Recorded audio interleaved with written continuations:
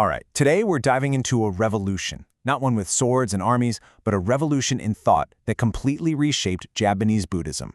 And it was all started by two monks who dared to ask a really radical question. In a world full of chaos, who is salvation actually for?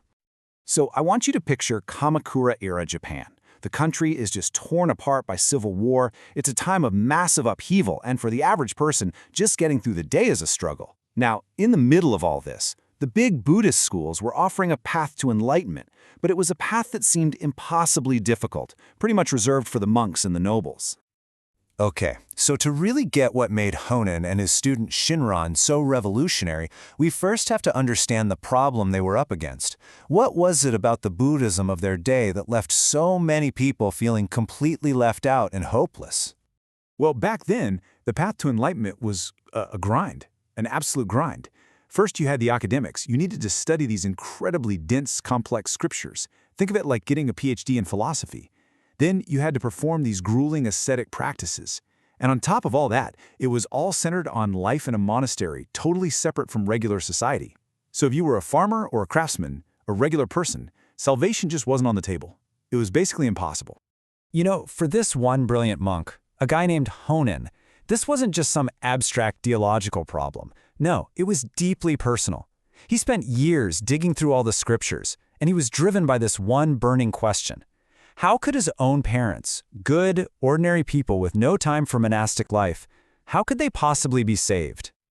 So, after all that intense searching, Hōnen found an answer. And it was an answer so shockingly simple, so unbelievably accessible, that it was about to light a fire across all of Japan. He boiled down centuries of complicated teachings to one single practice, the Senju Nen Butsu. All this means is the exclusive practice of chanting Namu Amida Butsu, which means, I take refuge in Amida Buddha. That's it. All the tough rituals, all the deep study, all the painful practices, he swept them all away. The only thing left was this one simple act of faith. Now, this idea drew a massive line in the sand. On one side, you had the old way, the path of sages. It relied on what's called jiriki, or self-power. Basically your own effort, your own discipline, pulling yourself up by your own spiritual bootstraps. Hōnen said, look, in this chaotic age, that path is pretty much closed. On the other side was his new way, the Pure Land path. It relied entirely on tariki, or other power, the boundless, compassionate power of Amida Buddha to save you. All you had to do was let go and trust. So, with this one simple idea, Hōnen threw the gates of salvation wide open to absolutely everyone. Suddenly, it didn't matter if you were a powerful samurai or a poor farmer, a man or a woman, a respected monk or someone considered a terrible sinner. If you could just chant with real faith, Amida's grace was there for you. This was an absolutely incredible message of radical equality and hope. But the story doesn't end there. Hōnen had a lot of students, but one in particular, a man named Shinran, took this revolutionary idea and pushed it to its most radical, most mind-bending conclusion. Okay, at the very heart of Shinran's thought is this famous and at first really confusing quote, even a good person is saved, how much more so an evil person? I mean, that sounds totally backward, right? How on earth could a sinner be more likely to be saved than a good person? But this wasn't just some clever riddle. Stick with me here, because Shinran was getting at something incredibly deep about human psychology, about what it really means to be human and what it really means to have faith. Let's break this down. For Hōnen, on the left, the evil person was a group of people, sinners, criminals, who were now included in salvation. His message was about opening the gate to them too. But Shinran, on the right, he flips the whole script. For him, the real focus of Amida's compassion isn't just a specific group of sinners. It's the person who realizes that we are all what he called foolish beings, totally caught up in our own egos and desires. Here's the logic. Shinran said that if you think you're a good person and that your good deeds can earn you a spot in the Pure Land, you're still stuck in that old trap of self-power. You're trusting your own ego, your own abilities.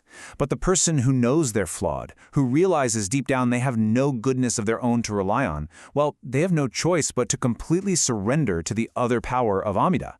And for Shinran, that total desperate surrender is the definition of true faith. And here's the really amazing part. Shinran didn't just teach this stuff. he lived it.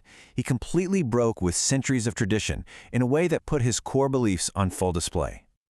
So after he was exiled by the government, his ideas were that controversial, Shinran started calling himself neither monk nor layman.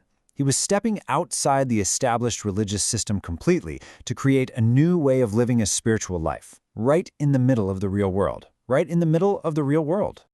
And then he did something that was a total bombshell for a major Buddhist leader at the time. He got married and had kids.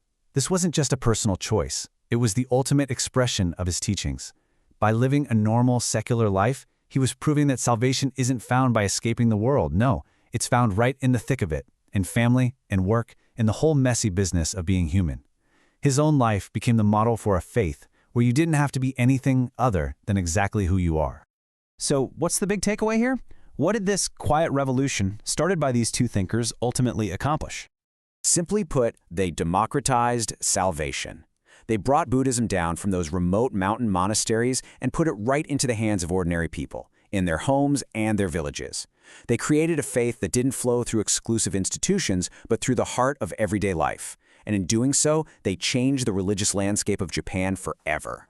And that leaves us with a pretty challenging thought to chew on, doesn't it? It kind of forces you to look in the mirror and ask, what is the nature of my own goodness? And is it possible, just possible, that the real path to grace begins only when we fully recognize just how flawed we really are?